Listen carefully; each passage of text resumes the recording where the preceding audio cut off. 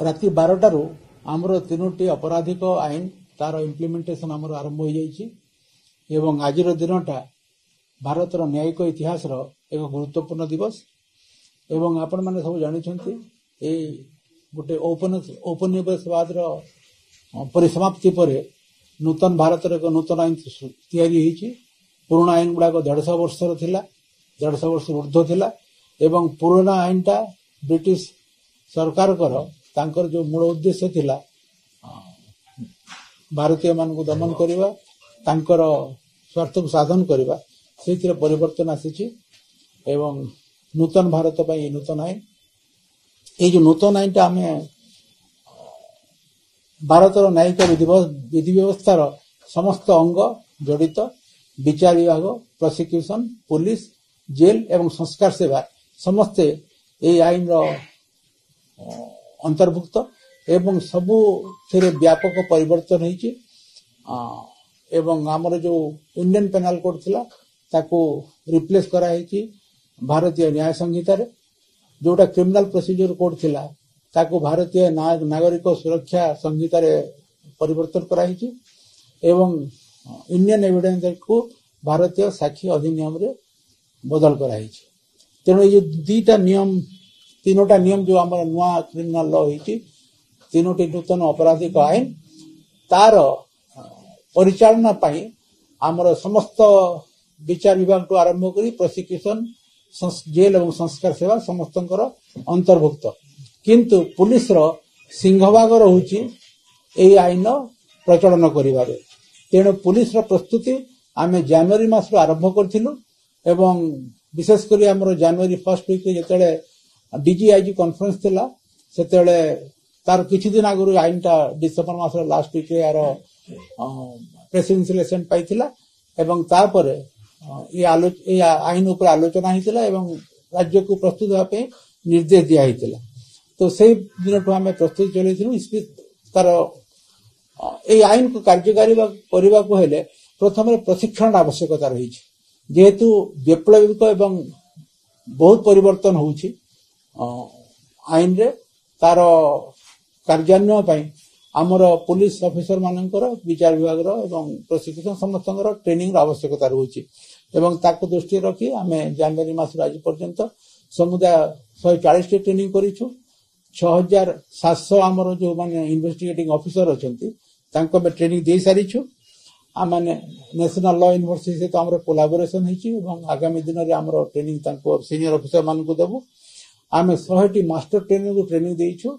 एवं IG training होचंती ता nodal officer ए master trainer माने विभिन्न जिल्ला रे से माने तांकर ऑफिसर मान को ट्रेनिंग दोचंती तेणु ओडिशा पुलिस समस्त इन्वेस्टिगेटिंग ऑफिसर वर्तमान ट्रेनिंग पाई सारी किंतु ट्रेनिंग गोटे एक निरंतर प्रक्रिया ये जो आईन कार्यान्वयन हम ता उपरे जिते आग को जिते सब डाउट आसो ताप आम एफएक्यूज तैयारी करिछु गोटे हेल्प डेस्क तैयारी करिछु तेणु ये ट्रेनिंग टा आम निरंतर प्रक्रिया हिसाब से चालू रखिबो एवं ये ट्रेनिंग गोटे विशेष दिग है आपण माने समस्त जानिछंती जे पुलिस रो वर्तमान सबु कार्य प्रणाली कंप्यूटर माध्यम रे होउची क्राइम क्रिमिनल नेटवर्किंग सिस्टम जो हमर अछि crime criminal network system CCTNS सेथिरे हमर सब एफआईआर पंजीकरण आरंभ करी करी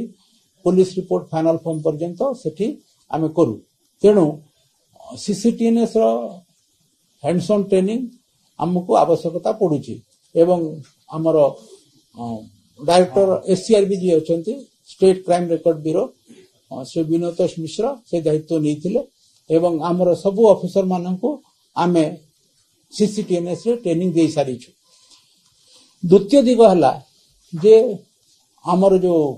वैषयिक एस्पेक्ट जो रहउची टेक्निकल एस्पेक्ट रहउची ए कंप्यूटर माध्यम रे समस्त जेहेतु केस रजिस्ट्रेशन और इन्वेस्टिगेशन होउची ताको आखि आगरे रखी आमर नेशनल क्राइम रिकॉर्ड ब्यूरो विभिन्न समय आमको विभिन्न प्रकार पैचेस पठाए जोटा कि आमर सिस्टम आम अपग्रेड करूँ यहीपरि भाव में आमको 28टी पेज से लास्ट पेजटा गतकाली आगुरी 27टा पेज आम ऑफलाइन और ऑनलाइन मोड रे सबू थाना रे आम अपग्रेड कर सारी आमर जो कोर एप्लिकेशन सॉफ्टवेयर अच्छी कोर एप्लिकेशन सॉफ्टवेयर CS 5.0 सेटार अपग्रेडेशन सबु थाना रही सारी काली राति 10टा पर्यंत सबु थाना अपग्रेडेशन चली एवं राति 10:30 बेलू समस्ते ताकू हमको ओके रिपोर्ट देले जे सिस्टम टा अपग्रेडेशन होची आज एबे हम रिव्यू करथुलो भी बसिके जे सिस्टम रो केमिति फंक्शन करूची सेटा हम पे गोटे बड़ चैलेंज हो कहीं तार टेक्निकल इश्यूज रहउची ताकू हमें एड्रेस करबा पई हमर स्टेट क्राइम रिकॉर्ड ब्यूरो गोटे हेल्प डेस्क करिछु जोठी असुविधा होची ताकू हमें कंप्यूटर को रिमोट एक्सेस रे नै के हमें तार परिवर्तन करूछु सेटा गोटे चैलेंज रहइबा हम पई सीसीटीएनएस टा एवं आगामी दिन में जहाँ भी से प्रॉब्लम होची तापे हमर टीम प्रस्तुत अछंती ताको समय एड्रेस करिवे आपण माने जानि छंती जे नागरिक सुरक्षा संहितार गोटे धारा रे सबु जेते सब अपराध होची से अपराध रो क्राइम जेते सर्च सीजर होची तार वीडियोग्राफी ऑडियो विजुअल मीन से तार रिकॉर्डिंग रो व्यवस्था अछि वर्तमान ताको ट्रांसपेरेंट करबा पई पुलिस रो इन्वेस्टिगेशन को स्वच्छ एवं निर्मल करबा पई से व्यवस्था रखा हिची एवं से हिसाब रे गोटे ई साक्ष्य आप हमरो नेशनल क्राइम रिकॉर्ड ब्यूरो से माने डेवलप करिसंती जोटा वर्तमान टेस्टिंग फेज रे अछि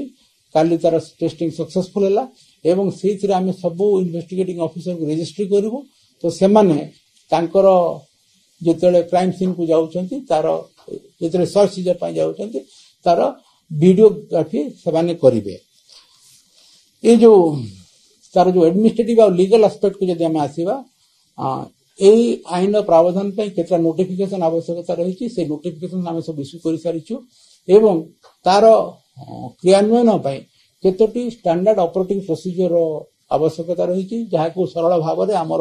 ऑफिसर मान को आम बुझे देबु जे एटा को ई धारा रे करा जिवो एवं से हिसाब रे 17टी एसओपी आमर क्राइम ब्रांच प्रस्तुत करिछि आमर एडिशनल डीजी क्राइम ब्रांच एवं आईजी क्राइम ब्रांच से माने ता ऊपर तांकर कार्य जारी रखिचंती ऑलरेडी बहुत एसओपी इश्यू हो गलानी वर्तमान जो एसओपी हम इश्यू करिछु एवं सीसीटीवी जेतले फंक्शन हेबो एवं थाना रे जो सुविधा असुविधा को आमे आखि आगे रखिके तेसे यदि आवश्यक हो ताको परिवर्तन करिवो काहे कि वर्तमान जो हम एसओपी इश्यू करिछु आईन प्रावधान पर करिछु जेतले तार इंप्लीमेंटेशन कला बेलू हम बहुत जिनिस हमको शिखिबा को पड़िबो बहुत एक्सपीरियंस लर्न करिवो आमे तेणु ता पई हमरो टीम प्रस्तुत अछंती एवं सेही दिगरे आमे मध्य काम सारी देइछु फोरेंसिक साइंस रो अपग्रेडेशन पई हमर director forensic state forensic laboratory अछंती श्री राजेश कुमार से हमर ए नुआ आईन रे फोरेंसिक नुआ आईनटा विशेषकर साइंस और टेक्नोलॉजी ऊपर बहुत गुरुत्व देइछि एवं ता पई 5 वर्ष प्रावधान रखा है आईन रे जे 5 वर्ष भितर सरकार नोटिफाई करिवे सबु क्राइम सीन को विजिट करिवे जोटा 7 वर्ष ऊर्ध्व अपराध होछि साइंटिफिक जो फोरेंसिक एक्सपर्ट एवं ता पई हमर प्रस्तुत होइछि एवं प्राय वर्षे हला हमर फोरेंसिक सर्विसेस रो पुलिस रो फोरेंसिक सर्विसेस रो अपग्रेडेशन पई गोटे विधिवत योजना है एवं से हिसाब हम अपग्रेडेशन चालू रही आगामी दिन में सेटा को आम कार्यकारी करू ये जो नुआ आईन है आपण मैंने जानी नागरिक एवं न्याय ये दुईटा ऊपर पर्यवसित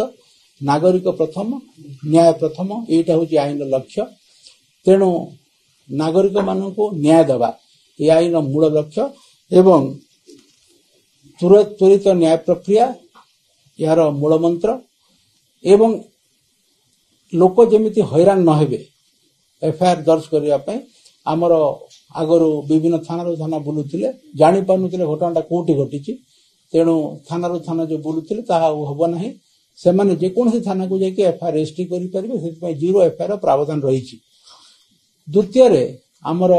ई एफआईआर प्रावधान अच्छे ई एफआईआर प्रावधान हिसाब से सेमाने जेकोसी इलेक्ट्रोनिक कम्युनिकेशन माध्यम रे थाना रे एफआईआर दे पारिबे किंतु 3 दिन भीतर आसिकी से जो रिपोर्ट टाको तांको दस्तखत करबा को पड़िबो आ 3 दिन भीतर जे न आसीबे ताहले से एफआईआर टा दर्ज होई पारिबो नाही एई आईन रो आपण यदि मूल भित्ति देखिबे जे आगर जो इंडियन पेनल कोड थिला जेतले अपराध रो जो ऑफेंस रो जो चैप्टराइजेशन थिला सेते प्रथम रे ऑफेंस अगेंस्ट स्टेट थिला प्रथम रे एथर किंतु माने राज्य स्टेट रो प्राधान्य थिला एथर किंतु व्यक्ति प्राधान्य हो जाइछि तेणु चैप्टराइजेशन प्रथम चैप्टर होछि महिला एवं शिशु विरुद्ध होता अपराध तेणु आपण माने बुझी पारुथिबे जे ब्रिटिश जुगर शासन रे स्टेट को गुरुत्व देथिले वर्तमान व्यक्ति को गुरुत्व दिया हिछि तेणु आमर अपराध आरंभ होइछि महिला एवं शिशु मानक विरुद्ध होता अपराध तापरे व्यक्ति विरुद्ध होता अपराध एवं से हिसाब रे अन्य अपराध हो जाली तार प्रावधान अछि एवं वर्तमान आपण जे देखिबे जे वर्तमान भारतीय न्याय संहिता रे 358 टी धारा अछि आगु इंडियन पेनल कोड 511 टी धारा थिला ए जो 358 धारा हिची जे बहुत धारा थिला जोटा कि गोटे धारा रो अंश विशेष ताको सेपरेट धारा करिथिले ताको वर्तमान ताको मिसे दिया हिची तेणु जो एग्रावेटेड मेंसिया रो कांसेप्ट रे जो अलग अलग सेक्शन करिथिले तारा को वर्तमान सब मिसे की गोटे सेक्शन रे ताको करा हिची सो दैट सी सेक्शन से पनिशेबल हबो एवं बहुत जगह रे पेनल सेक्शन पे अलग धारा थिला जोटा कि वर्तमान मूल धारा दा गोटे सब क्लॉज हिसाब रे रखा जाई छै एवं ए जो भारतीय न्याय संहिता रे समुदाय 21 टी नुआ अपराध को जोड़ा हिची अपराध रो संज्ञा परिवर्तन हिची अपराध रो व्यापकता परिवर्तन हिची एवं विशेष करी आपण देखिबे जे सन्त्रासवाद टेररिज्म जो आगु किछि डेफिनिशन नथिला तार डेफिनिशन दिया हिची एवं तेको अपराध हिसाब रे गणा हिची संगठित अपराध पई प्रोविजन रखा हिची भीड़ हिंसा बा मॉब लिंचिंग में प्रोविजन रखा हिची स्नैचिंग आगु कोनोसी प्रावधान नथिला लोक चोरी केस करथले स्नैचिंग को अल्प दंड थिला जो वर्तमान लूट होउची से लूट पई गोटे अलगा प्रोविजन करा हिची ए जो हमर पुलिस रो जो तदंत प्रणाली भितर अनेक परिवर्तन करा हिची विशेष करी आपण को जेमिति कहले जे कोन सर्च सीजर करबे तार वीडियोग्राफी करबा को पड़ियो ऑडियो विजुअल रिकॉर्डिंग तार करबा को पड़ियो एवं जो जे 7 वर्ष रो ऊर्ध्व अपराध रे 7 वर्ष साइंटिफिक एक्सपर्ट हमरो फोरेंसिक एक्सपर्ट जे ताको विजिट करिवे क्राइम सीन विजिट करिवे जोटा पे इमीडिएट प्रोविजन रखाइनी 5 वर्ष भीतर सेटा करबा को पड़ियो या व्यतीत आगरो पुलिस जो रिमांड रे आनुथिले जे कोनसी व्यक्ति को गिरफ्त करके प्रथम 15 दिन भीतर रिमांड आनिबा को पड़ुतला सेही अवधि को बढ़े दिया हिची 40 दिन एवं 60 दिन भीतर से माने आनी परिबे अपराध को देखिकी एफआईआर जो पुलिस रो तदंत सारिबार समयटा को भी 60 दिन एवं 90 दिन भीतर सीमित रखा हिची अपराध रो दंड को देखिकी न्यायिक प्रक्रिया व्यवस्था भीतर भी केते दिन रे ट्रायल सरिबो ता पई भी प्रोविजन रखा हिची हमर भारतीय साक्ष्य अधिनियम रे डिजिटल एविडेंस गोटे प्राइमरी एविडेंस हिसाब निया हिची तार डेफिनिशन करा हिची एवं ता ऊपर गुरुत्व दिया हिची तेणु विशेष करी वैषयिक ज्ञान कौशल को हमर विचार व्यवस्था भितर हमर न्यायिक विधि व्यवस्था भितर आनी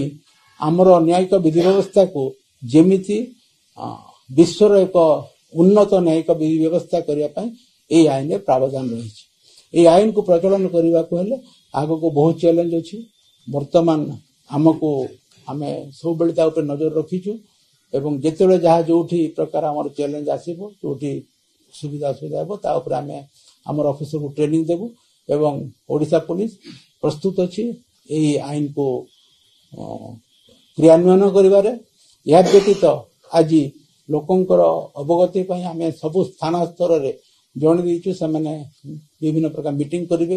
कैंपेन करिवे या व्यतीत सरकार तांको स्तर रे विभिन्न प्रकार शिक्षा अनुष्ठान रे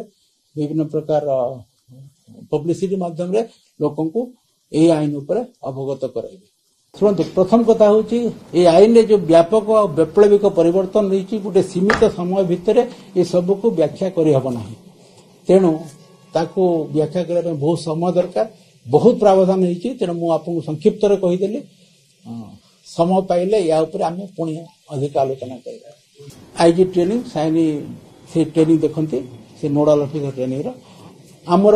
जो नुआ ट्रेनिंग ऑफिसर माने वर्तमान जॉइन करूछंती आमे जेतले जानिथिलु जे तीनटा नियम लागू हबो तेणु जनवरी मासरु हमर ट्रेनिंग सिलेबस रिवाइज कर दीछु तो जिते ऑफिसर बर्तमान ट्रेनिंग नौकरी से आईपीसी सीआरपीसी और एविडेंस एक्ट ट्रेनिंग नौ ना जो मैंने बेसिक ट्रेनिंग करेंगे मानक ट्रेनिंग इंस्टीट्यूट